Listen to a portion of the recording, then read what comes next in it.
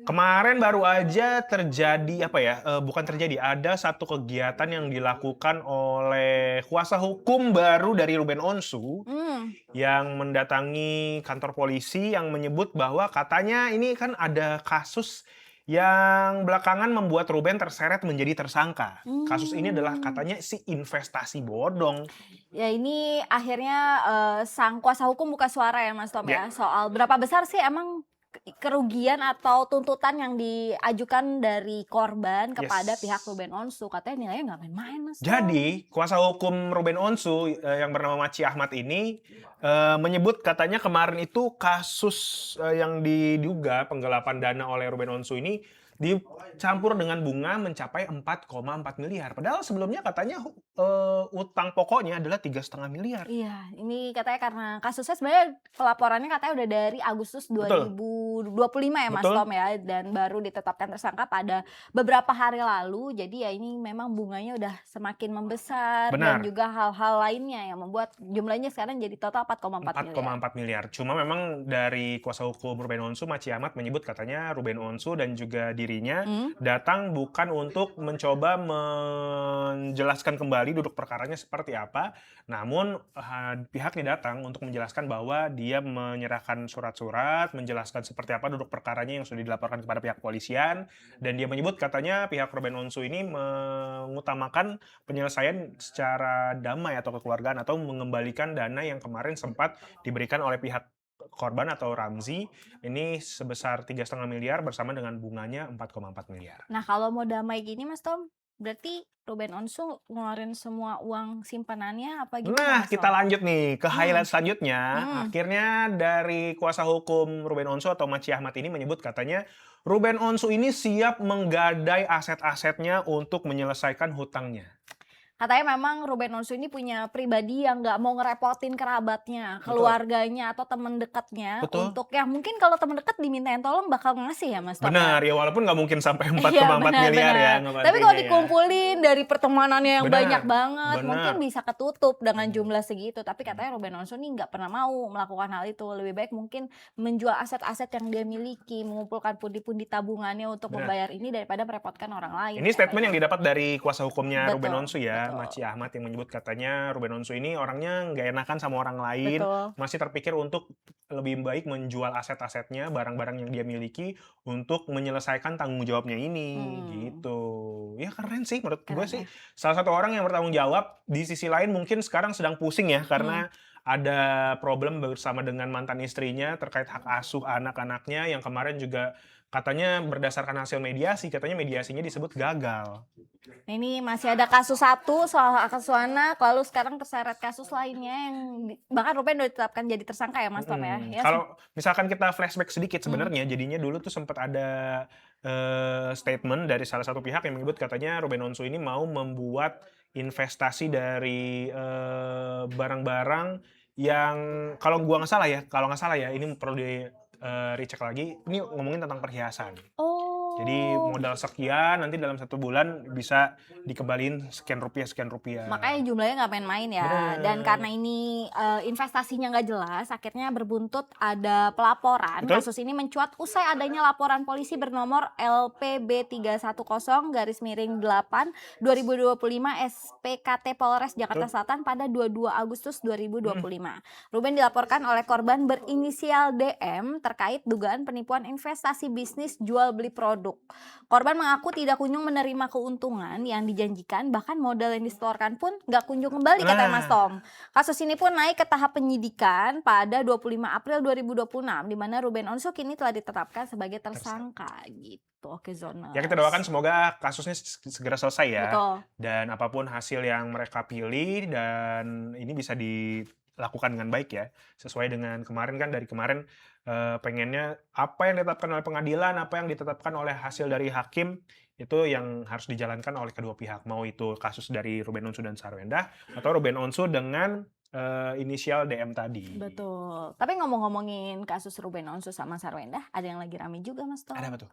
Pacarnya Sarwendah nih, Kenapa? Gio, ini ternyata ada, intrik-intrik sama Nikita Mirzani Mas Tom. Gio dan Nikita Mirzani? Mmm. Loh kok bisa? Ternyata Gio sama Nikita Mirzani ini nih saling mengenal. Dan bahkan Nikita Mirzani sekarang meminta uangnya sebesar 200 juta rupiah yang dipinjam Gio untuk dikembalikan katanya. Tunggu. Jadi Gio ini pernah ngutang sama Nikita Mirzani Hmm. 200 juta rupiah. Hmm. Gimana ceritanya? Ini kalau nggak salah ya dari penuturannya Nikita, ini terjadi saat Gio waktu itu terseret kasus, Mas Tom. Masih belum terkenal sekarang. Belum terkenal Masih belum menjadi sekarang. CEO. Belum jadi CEO.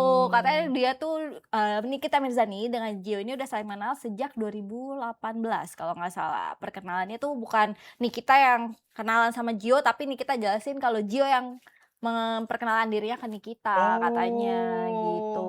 Jadi waktu itu akhirnya Gio dalam keadaan belum seperti sekarang itu meminjam atau berhutang 200 juta rupiah kepada Nikita Mirzani. Betul. Nah, Tapi kan sekarang sudah karayara. Nah, karena udah kaya raya, Oh, kaya raya bukan karayara. udah jadi CEO kan. Nah, ini mau diminta nih 200 juta ya kata Nikita. 200 juta in this ekonomi bisa buat jajan katanya. Bener, dan katanya sih Nikita Mirzani bilang katanya Gio ini nggak bisa dihubungin, bahkan WhatsApp pun nggak pernah dibales. DM nggak Nggak pernah dibales. dibales. Akhirnya sekarang dia minta, nih fans-fansnya Gio patungan aja deh katanya mending buat bayar bantu bayarin 200 juta uang yang dipinjam ke Nikita katanya. Kalau gue jadi fansnya Gio sih mendingan gue ngomong ke Gio-nya langsung. Gio gitu. Pas lagi bareng-bareng. live ya. Iya. Misalkan fansnya ada 50, ya udah 50-50-nya muncul di live ngasih tahu Gio nih ada yang nagih hutang nih. Bisa. Ya idolaku masa kau berhutang. Pakai opsi itu ya bisa ya. Nanti Daripada dicoba. patungan, Bener. 50 orang dibagi 200 juta, lumayan 4 juta per orang. Betul. Mendingan minta sama Gio-nya kan CEO dia kan? Iya, CEO terus live juga, live shopping, jualan juga kan lumayan dapat untung Banyak pasti. Lanjut aja ke berita selanjutnya ya Mas Tom. Iya. Ada apa nih? Ini masih ngomongin dari keluarganya Ruben Onsu. Kalau Why? tadi ada dari Ruben Onsunya, terus ada dari kekasihnya Sarwenda, sekarang dari anak angkatnya Ruben Onsu nih Mas. Ada Bertrand Peto. Betul. Kenapa? Ada apa nih? Masalah apa? Bertrand Peto menjadi artis yang sudah terkenal juga kan sekarang. Terus kenapa ada masalah apa? Ini ternyata Bertrand Peto di masa lalunya ternyata pernah disindir secara verbal oleh sindir verbal ya.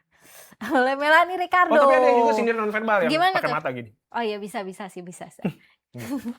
Oleh Melanie Ricardo Mas Tom. Jadi akibat hal yang dilakukan oleh Melanie Ricardo ini, Melanie akhirnya panen hujatan dari netizen. Emang ada apa yang dilakukan oleh Melanie Ricardo? Dia menyebut apa? Apa yang dia sebutkan, apa yang dia lontarkan kepada Bertrand Peto? Jadi kalau nonton dari video lawasnya nih, Melanie pernah ada kunjungan ke rumahnya Sarwenda dan Ruben Onsu sebelum mereka akhirnya berpisah nih. Dan di sana Sarwenda menunjukkan koleksi rumahnya, termasuk stok makanan yang dia punya di rumahnya. Yang memang kan kalau kita nonton Ruben Onsu selalu memenuhi apapun yang diperlukan anaknya dan istrinya dulu ya. Dan ngeliat stok makanannya banyak, terus dia ceritain Bertrand Peto tuh suka banget steak katanya. Terus Melanie malah melontarkan candaan, dia bilang katanya kan udah gede makanannya di luar gitu. Ini menimbulkan sentimen di publik, di netizen yang membuat akhirnya Melanie Ricardo panen hujatan Mas Tom. Betul, bahkan di netizen juga bilang ke Melanie Ricardo, anak lu kan juga udah gede, soalnya makan di luar gitu. Karena memang katanya bukannya minta maaf atau mengklarifikasi lewat kata-kata yang sedikit menenangkan situasi, tapi Melanie katanya malah ngambil pusing, nggak mau tutup telinga aja deh, mending dari hujatan yang ada kata dia gitu. Dia masih tetap mau santai menjalankan aktivitas seperti biasa, katanya seperti itu. Karena memang katanya ini cuman candaan kata dia. Ya agak susah juga ya. Betul. Di satu sisi waktu itu keadaannya juga masih baik-baik saja dan tidak menjadi masalah. Sekarang ketika keadaannya berbeda, Ruben Onsu dan Sarwenda berpisah, Bertrand juga akhirnya memilih berpihak kepada Ruben Onsu dan sekarang malah menjadi masalah gitu. Dan ya mungkin di satu sisi Melanie Ricardo mungkin mikirnya dulu aja nggak jadi masalah, kenapa sekarang begitu lagi ada problem dengan kedua belah pihak gue jadi masalah gitu. Kalau emang masalah kenapa nggak dari dulu disebutnya gitu. Tapi di satu sisi juga mungkin ada beberapa orang yang merasa ya kalau misalkan orang jadinya banyak yang marah kepada sesuatu orang lain, mungkin orang lain ini bisa berusaha untuk udah deh gue minta maaf. Benar. Mungkin waktu itu apa yang dikatakan menyakiti hati beberapa orang karena memang kita nggak bisa memuaskan hati semua orang. Betul. Apa yang kita ucapkan mungkin buat orang lain menenangkan hatinya, tapi mungkin buat orang lain tuh menjadi hal yang berbeda. Dan kadang apa yang dimaksud sama kita itu cuma sekadar bercanda, ternyata bisa lebih menyakiti ke hati orang lain ya Mas Tom, Betul. gitu. Bisa jadi kan kalau misalkan candaan itu ya kadang ada candaan yang memang kata-katanya bernada negatif ya, kalau misalkan tidak ditanggapi secara bercanda gitu. Betul. Tapi kalau misalkan memang ditanggapi secara bercanda ya mungkin jadinya lucu-lucu aja. Betul. Bercanda gitu. Bercanda. Ya, semoga cepat selesai ya problemnya, karena nggak enak juga ya kalau misalkan ngapa-ngapain disalahin mulu, gerak Betul. sini salah, gerak Karena situ salah. memang bahkan klarifikasinya Melanie Ricardo di media sosialnya ini ujungnya malah jadi panen hujatan lagi Mas Iya. Tom, panen kritik lagi dari Betul. netizen gitu.